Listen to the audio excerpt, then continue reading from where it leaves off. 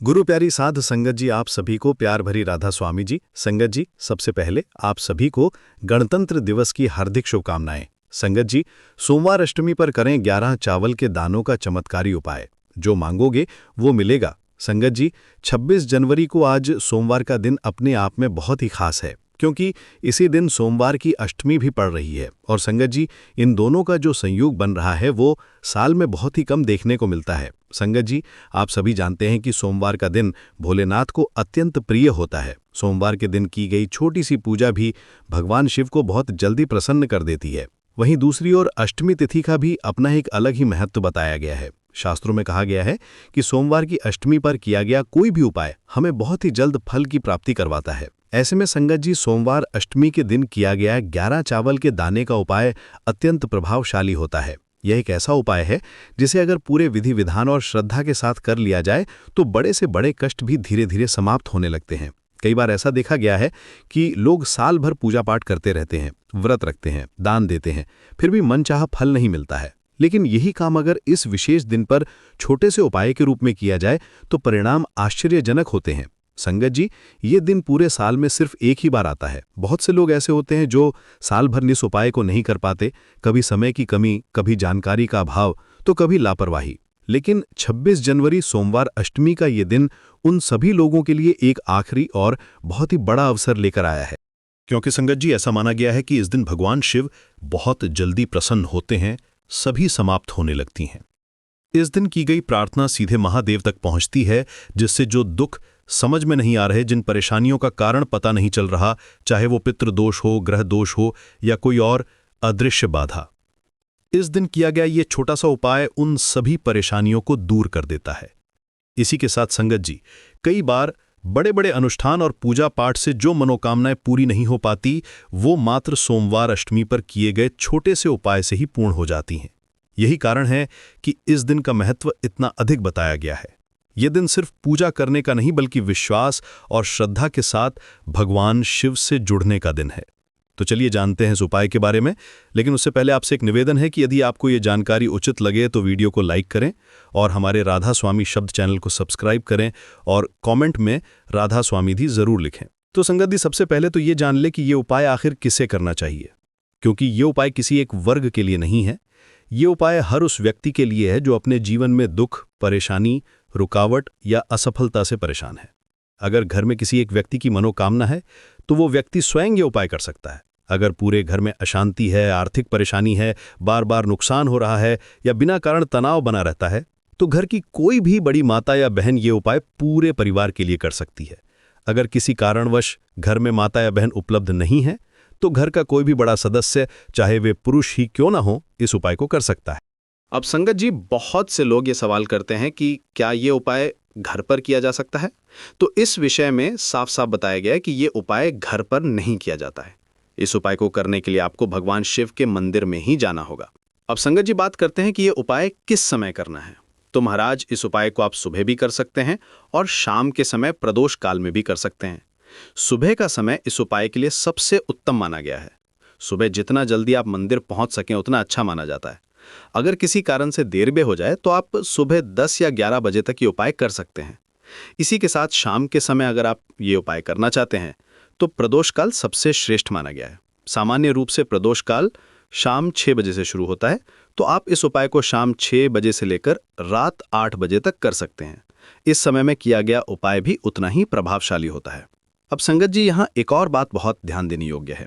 सुबह के समय भगवान शिव पर जल चढ़ाया जाता है, लेकिन शाम के समय जल नहीं चढ़ाया जाता है। इसलिए अगर आप सुबह मंदिर जा रहे हैं तो अपने साथ एक लोटा जल अवश्य लेकर जाएं। और शाम के समय अगर आप उपाय कर रहे हैं तो आपको जल की जगह दीपक लेकर जाना चाहिए। ये दीपक शुद्ध होना चाहिए। आटे का बना हुआ दीपक या मिट्टी का दीपक सबसे अच्छा माना जाता है। और इसमें शुद्ध देसी गाय के घी का प्रयोग करना है और इसमें आपको गोल बाती का प्रयोग करना है। अब संगत जी, बात आती है आप चावल के दानों की। यहां बहुत लोग गलती कर बैठते हैं। इस उपाय में चावल की किस्म से ज्यादा जरूरी है उसकी शुद्धता। चावल का दाना साबुत होना चाहिए। टूटा हुआ, कटा हुआ या खराब दाना इस उपाय में नहीं लिया जाता। चावल बासमती हो या साधारण, मोटा या बारीक, इससे कोई फर्क नहीं पड़ता। बस दाना साफ और पूरा होना चाहिए और संगत जी, इन चावलों को आप अपने ही घर की रसोई से ले, जहां रोज भोजन बनता है वहीं से चावल लेना शुभ माना जाता है। इससे घर की ऊर्जा भी इस उपाय से जुड़ जाती है। उन चावलों में से गिनकर ठीक 11 दाने अलग कर लें और उन्हें किसी कागज की पुरिया या छोटी कटोरी में सुरक्षित रख लें, ताकि एक भी दाना इधर उधर ना हो। अब संगत जी, इस उपाय को करते समय शुद्धता का विशेष ध्यान रखना बहुत जरूरी है। सुबह के समय स्नान करके साफ कपड़े पहनकर ही मंदिर जाएं। शाम के समय अगर स्नान संभव ना हो तो कम से कम हाथ मुंह धोकर स्वच्छ अवस्था में उपाय करें। मन में कोई नकारात्मक विचार न रखें और मन को शांत रखें। अब संगत जी, सोमवार अष्टमी के दिन शिव मंदिर पहुंचे और जल्दबाजी बिल्कुल भी ना करें। मंदिर में प्रवेश करते ही सबसे पहले भगवान शिव के दर्शन करें। इसके बाद अब शिवलिंग के पास आएं। अगर सुबह का समय है तो सबसे पहले अपने साथ लाया हुआ जल भगवान शिव पर अर्पित करें।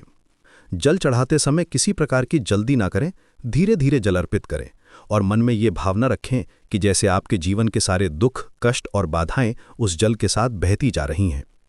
जल चढ़ाने के बाद अगर आपके पास फूल, बेलपत्र या कोई और सामान्य पूजन सामग्री है तो उसे भी श्रद्धा के साथ अर्पित करें। अगर आप ये उपाय शाम के समय प्रदोष काल में कर रहे हैं तो सबसे पहले अपने साथ लाया हुआ दीपक मंदिर में जाकर प्रज्वलित करें। दीपक जलाते समय मन पूरी तरह शांत होना चाहिए। दीपक को शिवलिंग से थोड़ी दूरी पर रखें ताकि भगवान को गर्मी या आंच ना लगे। अब संगत जी, आपको शिवलिंग के सामने या पास में बैठ जाना है। अब अपने सामने वो पुड़िया या कटोरी रखें जिसमें आपने 11 साबुत चावल के दाने रखे हैं। अब ये ध्यान रखें कि ये पूरा उपाय आपको अपने सीधे हाथ से ही करना है। बायां हाथ इस उपाय में प्रयोग नहीं किया जाता है। तो संगत जी, सबसे पहला चावल का दाना अपने सीधे हाथ की हथेली में लें और मन ही मन श्री शिवाय नमस्तुभ्यम का जाप करें। इसके बाद उस चावल के दाने को शिवलिंग पर अर्पित कर दें। इसी प्रकार दूसरा चावल का दाना लें, फिर श्री शिवाय नमस्तुभ्यम बोलें और अर्पित करें। इसी क्रम में तीसरा, चौथा, पांचवा हर चावल का दाना एक एक करके अर्पित करना है। हर बार मंत्र बोलना बहुत जरूरी है। बिना मंत्र बोले अगर चावल अर्पित किया गया तो उपाय अधूरा माना जाता है। अब संगत जी, जब आप 10 चावल के दाने अर्पित कर चुके हों और 11वां चावल का दाना आपके हाथ में हो तो यही सबसे अधिक ध्यान देने वाली बात है। तो अंतिम और 11वां चावल का दाना हथेली में लेकर श्री शिवाय नमस्तुभ्यम बोलें और शिवलिंग पर अर्पित करते समय अपनी मनोकामना भगवान शिव से कहें। मनोकामना बहुत स्पष्ट और सच्चे भाव से कहनी चाहिए। बहुत लंबी चौड़ी बातें करने की जरूरत नहीं है। जो भी आपकी परेशानी है, जो भी आपका दुख है, उसे सीधे शब्दों में महादेव से कह दें। मनोकामना कहने के बाद 11वां चावल का दाना शिवलिंग पर अर्पित कर दें। इसी के साथ ये उपाय पूर्ण हो जाता है। लेकिन महाराज, अभी एक छोटा सा काम और बाकी है जो बहुत महत्वपूर्ण है। उपाय पूरा होने के बाद वहीं बैठकर कम से कम 2 मिनट तक भगवान शिव के मंत्र का जाप करें। आप ओम नमः शिवाय का जाप कर सकते हैं या मन ही मन महादेव का ध्यान कर सकते हैं। इसके बाद भगवान से एक बार फिर हाथ जोड़कर प्रार्थना करें और उनसे आशीर्वाद मांगें। अब संगत जी, जब आप 11 चावल के दाने वाला ये उपाय कर लेते हैं और भगवान शिव से अपनी मनोकामना कह देते हैं तो उसके बाद सबसे पहली बात यह है कि मन में किसी भी प्रकार का संशय नहीं लाना है। बहुत से लोग मंदिर से निकलते ही ये सोचने लगते हैं कि पता नहीं फल मिलेगा या नहीं, सही हुआ या नहीं। तो संगत जी, यही संदेह धीरे धीरे उपाय की शक्ति को कम कर देता है। इसलिए उपाय करने के बाद ये मानकर चलिए कि भगवान शिव ने आपकी प्रार्थना सुन ली है और उचित समय पर उसका फल अवश्य देंगे। अब संगत जी, उपाय के बाद उसी दिन कोशिश करें कि झूठ, क्रोध, अपशब्द और किसी का अपमान करने से बचें। इसका मतलब ये नहीं कि आपको बहुत कठोर नियमों में बंध जाना है। बस इतना ध्यान रखना है कि मन और वाणी से कोई बड़ा गलत कर्म ना हो। अगर संभव हो तो उस दिन मांस, मदिरा जैसी चीजों से भी दूरी मना लें। ये सब करने से उपाय का प्रभाव और अधिक बढ़ जाता है। अब महाराज, बहुत से लोग ये पूछते हैं कि उपाय का फल कितने दिनों में मिलेगा। तो इसका सीधा सा जवाब है कि हर व्यक्ति का समय अलग अलग होता है। किसी को तुरंत हल्कापन महसूस होने लगता है, किसी को कुछ दिनों में संकेत मिलने लगते हैं और किसी को थोड़ा समय लगता है। लेकिन ये तय है कि जो भी व्यक्ति श्रद्धा और विश्वास के साथ ही उपाय करता है, उसकी मनोकामना व्यर्थ नहीं जाती है। कई लोगों के जीवन में ऐसा देखा गया है कि उपाय करने के बाद अचानक रास्ते खुलने लगते हैं, रुका हुआ काम अपने आप बनने लगता है, घर का माहौल हल्का होने लगता है, बिना कारण का तनाव कम होने लगता है। कई बार व्यक्ति खुद समझ नहीं पाता कि समस्या कहाँ थी और कहाँ चली गई। अब महाराज, कई लोगों के मन में ये सवाल भी आता है कि क्या ये उपाय अन्य दिनों में भी किया जा सकता है? तो देखिए संगत जी, सोमवार अष्टमी का ये संयोग साल में एक बार ही आता है, इसलिए इस दिन किया गया उपाय अपने आप में विशेष होता है। अगर मनोकामना बहुत बड़ी हो तो भी इस उपाय को पूरे विश्वास के साथ एक बार करना ही पर्याप्त होता है, क्योंकि महाराज याद रखिए कि भगवान शिव को दिखावा नहीं चाहिए। उन्हें ना महंगे फूल चाहिए, ना बड़ी पूजा। उन्हें चाहिए तो बस सच्चा मन और श्रद्धा। 11 चावल के दाने वाला यह उपाय इसी बात का प्रतीक है कि छोटी सी चीज भी अगर सच्चे भाव से अर्पित की जाए तो वो बहुत बड़ा फल दे सकती है। इसलिए महाराज 26 जनवरी सोमवार अष्टमी को हल्के में बिल्कुल मत लीजिए। यह दिन सिर्फ तारीख नहीं है, यह एक अवसर है, एक द्वार है जो भगवान शिव की विशेष कृपा की ओर खुलता है। अगर आपने इस दिन पूरे विश्वास के साथ ये उपाय कर लिया तो आने वाला समय आपके लिए धीरे धीरे बेहतर होता चला जाएगा।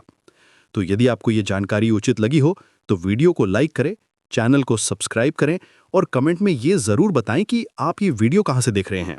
राधा स्वामी जी।